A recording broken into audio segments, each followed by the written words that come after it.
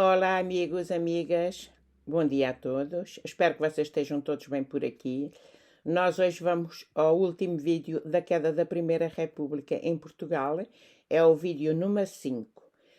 Nos vídeos anteriores nós falamos sobre a queda da Primeira República, as razões, portanto isto vai ser o resto do artigo escrito por Maria Alice Samara sobre a queda da Primeira República, que está num livro, primeiro livro de uma coleção de mais de 30 livros sobre a ascensão de Salazar ao poder, o que se contava e o que se ocultava durante o Estado Novo.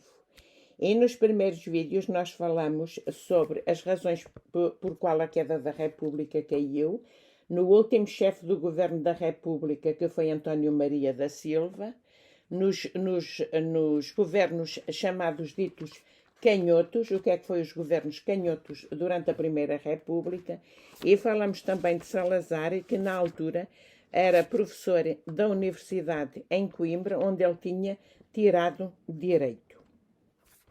Portanto, este vai ser o quinto e último vídeo desta parte da queda da Primeira República, e vamos ler aqui o que diz então esta parte deste livro da história da queda da Primeira República, escrito pela Maria Alice Samar. Portanto, ela diz o seguinte. Vamos lá então.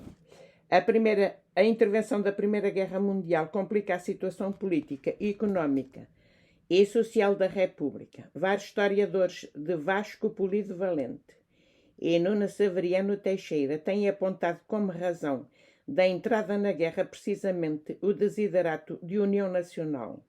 Por seu turno, Vitorino Magalhães Godinho considera que a República, em 1911-12, estava perfeitamente legitimada interna e externamente. Portanto, aqui está-se a referir à Primeira Guerra Mundial. Eu já falei nisso no vídeo anterior, que Portugal participou na Primeira Guerra Mundial, enviou tropas para a França para combater os alemães, e os portugueses estiveram na linha da frente e tiveram uma guerra terrível, sobretudo em Flandres, na França. Portanto, ainda hoje há lá um cemitério dos soldados portugueses que combateram lá. E se muitos de vocês tiverem a minha idade ou mais, se calhar tem pessoas da vossa família que vos contaram que tiveram antecedentes vossos que participaram na Primeira Guerra Mundial. Como eu já disse anteriormente, o meu avô materno contava-me, ele faleceu quando eu tinha 18 anos, e ele gostava muito de falar da vida dele, de quando era mais jovem, e contava tudo sobre a família dele. O irmão dele mais velho, João, tinha estado na Primeira Guerra Mundial, e tinha sido muito, muito difícil para a família e para ele, que desertou e esteve preso. Portanto, foi mesmo uma guerra terrível, e então é bom nós falarmos nisto, e as famílias que tenham conhecimentos contarem, que é para a gente tomar consciência do perigo das extremas direitas na Europa também, e lutarmos todos pela paz e não pelas guerras, e não espalhar o ódio, porque ultimamente temos tido aí um partido seco a espalhar o ódio entre a população, o que só vai originar, se nós não tivermos atenção, vai originar guerras, porque o ódio entre as pessoas provoca as guerras. Então, o que é que ela diz ainda neste texto? Os efeitos da guerra foram devastadores. Ao invés de criar uma união em torno da República, os efeitos da intervenção viram nascer uma vasta fronda social que se iria opor ao regime, sendo um ensaio geral para o futuro derrubo da República, experimentando com o golpe sionista de dezembro de 1917. O principal desiderato da estratégia de Afonso Costa, a coesão nacional, não fora atingido. Pelo contrário, esta conjuntura abre uma crise à qual a República, em última análise, não iria sobreviver. Portanto, foi também uma das causas da queda da Primeira República em Portugal. Em primeiro, porque ninguém estava preparado para gerir uma república. Nós tínhamos 900 anos de história de reinados, e com a queda da monarquia em 1910, o sistema político complicou-se. tivemos a ser governados por uma junta militar e depois foram buscar o António de Oliveira Salazar para dirigir o Ministério das Finanças, porque ninguém sabia orientar as finanças do país. Continuando. O sionismo não deixou de ser uma experiência política com traços premonitórios, não sendo contudo o fascismo, que foi utilizada, recriada e reconstruída pelos sionistas depois de 1918. Ao longo dos anos 20, a memória do presidente e do que foi considerada a sua herança serviu para a defesa de correntes políticas presidencialistas de predomínio e fortalecimento do executivo. E quando os tempos pareceram maduros, muitos foram os que encontraram pontos de contacto entre Sidónio Pais, Primo de Rivera e Mussolini. Não é despiciência a influência da conjuntura internacional, nomeadamente o caso italiano, assistente a um movimento de crescimento de soluções autoritárias e fascistas. Portanto, vocês todos sabem que Mussolini foi o ditador fascista da Itália, não é? Instalou lá uma ditadura terrível, ficou ao lado de Hitler na Segunda Guerra Mundial. Acabou muito mal. O Salazar era um dos admiradores de Mussolini, pelos vistos, até na secretária dele tinha uma fotografia do Mussolini na secretária dele, que isso a gente também já vai sabendo mais à frente. Agora, continuando. As Forças Armadas, depois da Grande Guerra, são revalorizadas. Mais do que isso, começam a ser feitos apelos para a sua intervenção na vida pública e política, considerando que poderiam estar acima dos partidos e da baixa política, sendo uma espécie de reserva dos valores essenciais para a salvação da nação. As tensões corporativas e a promiscuidade de relações entre militares e partidos podem ajudar a explicar a tomada de posição do corpo castrense. As causas da Primeira República tornam-se compreensíveis se inseridas na conjuntura do pós-guerra e dos anos subsequentes. António José Telo propõe uma visão no qual se digladiam dois blocos, o radical e o conservador, com dois projetos políticos, económicos e sociais divergentes.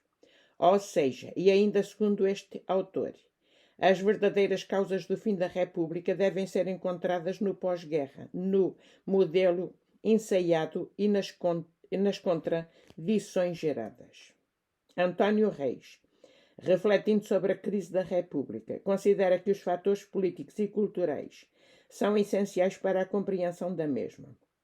Dentre dos primeiros, a crise de legitimidade representativa do regime, a incapacidade de auto-heterorregulação do funcionamento do sistema institucional, a incapacidade para fazer frente à oligarquia financeira, a reorganização do campo conservador e o fator militar, a promiscuidade de relações entre militares e políticos.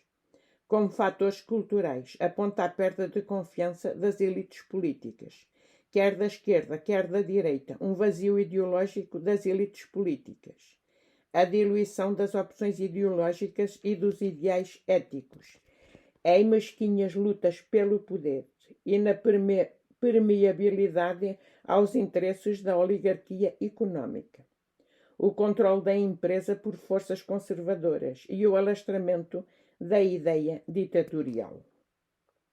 Em tudo o mais divergente, a nação põe-se de acordo num ponto. Estamos em crise, escreve José Rodrigues Miguéis, em O Milagre segundo Salomé. Retomando a sua ideia, existia e foi sendo construída essa ideia de que se vivia numa conjuntura de crise. A República não teve uma vida fácil e não se pode encontrar apenas uma causa para a sua queda. Eu termino com este vídeo, esta parte da queda da Primeira República. Portanto, o artigo da Maria Alice Samara explica de uma certa forma muito bem o que foi a queda da Primeira República. Eu vou terminar aqui com duas fotografias para vocês.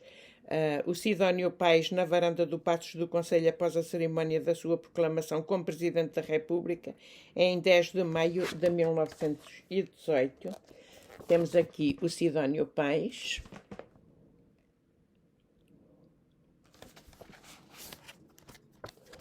E acabo com uma outra fotografia também. Coveiros da República. Coveiros da República. Está aqui esta fotografia, que diz o seguinte na legenda: o chefe do primeiro governo da ditadura, General Gomes da Costa, entre os ministros dos negócios estrangeiros, professora Martinho Nobre de Melo, e das colónias, Coronel João de Almeida.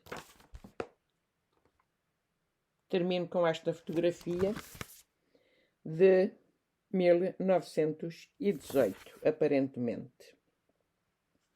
Portanto, resumindo o que aconteceu com a queda da Primeira República, ninguém estava preparado para uma república em Portugal, ninguém tinha prática disso, e então eu acabo com o resumo que foi logo no primeiro vídeo, que diz porque é que se afundou a Primeira República. Em primeiro lugar, o republicanismo era um fenómeno minoritário, em boa medida próprio da pequena burguesia e das classes médias citadinas. O republicanismo não tinha uma implantação uniforme no território nacional. Era essencialmente um fenómeno urbano. Ora, a província não era republicana, excepto por pequenos grupos ou indivíduos. Depois, a República é incapaz de democratizar o sistema político. E não existe um projeto ou uma ideia de Estados suscetíveis de aglutinar um bloco social e político estável. Portanto, eu lembro-me do meu avô me contar esta implantação da Primeira República, e é lógico que nas aldeias eles estavam habituados a reinados e tudo funcionava diferente dos reinados. Nos reinados, a Primeira República veio modernizar muito o país a nível de leis, dar um bocadinho mais valor às mulheres, que as mulheres não tinham valor nenhum, instalou a lei do divórcio, instalou a lei dos votos das mulheres, que depois, na época de Salazar, houve aqui um dia falarei da primeira mulher que votou em Portugal em 1930 e qualquer coisa, um bocadinho melhorou um bocadinho, sem melhorar muito, mas melhorou um bocadinho. E o Salazar depois, a tal lei do divórcio sempre existiu desde a implantação da República, mas durante a época salazarista era mal visto e sobretudo nos meios rurais, onde a religião predominava, e como a região estava sempre ao lado do governo salazarista, da ditadura salazarista, portanto as pessoas ficavam condicionadas pelo sistema religioso e reprimidas pelo sistema político fascista em Portugal. Portanto, amanhã vamos para o Salazar e a ditadura militar.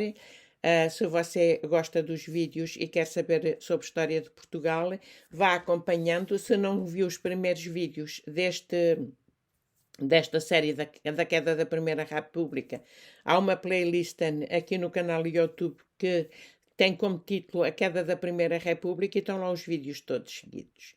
Agradeço a vocês, um beijinho, até amanhã, bye bye, beijinhos.